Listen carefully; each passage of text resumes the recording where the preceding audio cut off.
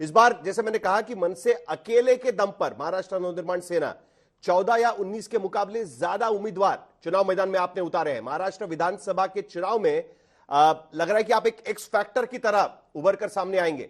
आपको किस तरीके से आप इस चुनाव को देख रहे हैं, क्या पिच कर रहे हैं आप लोगों को कि आप महायुति के साथ भी नहीं है, महाविकास आघाड़ी के साथ भी नहीं है?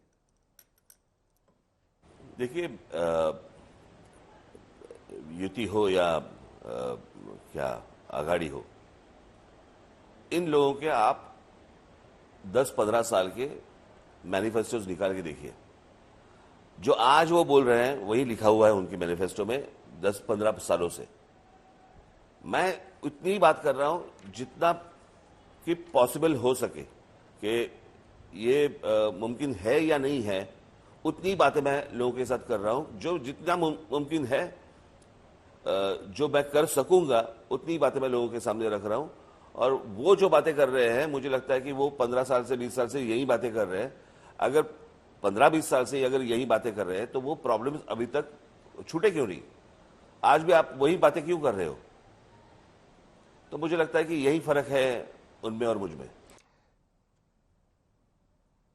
नहीं, लेकिन लोकसभा चुनाव में तो आप उनके साथ में थे, महायुति के साथ में थे, और बीजेपी के साथ खास करके प्रधानमंत्री को आपने समर्थन दिया था, खुला समर्थन दिया था।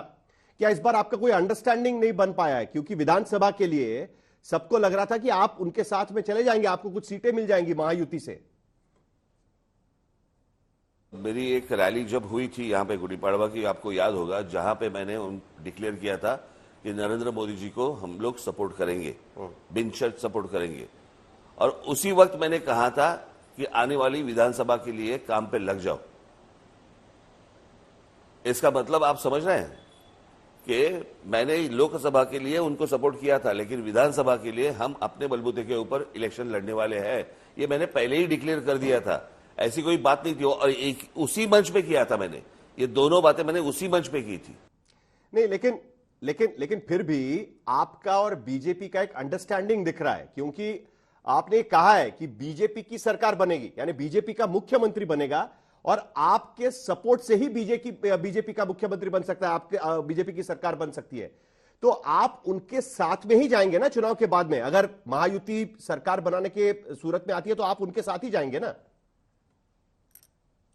माहौल इस तरह का है कि मुझे लग रहा है कि बीजेपी की यानी महायुति की सरकार आएगी और हमारे सिवा बैठ नहीं सकेगी, या हमारा सपोर्ट लगेगा उनको, ये मैं कहना चाहता हूं। और बात अगर बीजेपी की अगर करें तो शुरू से जब मैं शिवसेना में था तब से लेकर आज तक शिवसेना एक पार्टी छोड़ के, और अभी मेरी पार्टी, अगर मेरे क्या कहते हैं, मेरे जीवन में अगर कोई अच्छे संबंध किसी के साथ संबंध अगर किसी के साथ आए, वो बीजेपी के ही आए।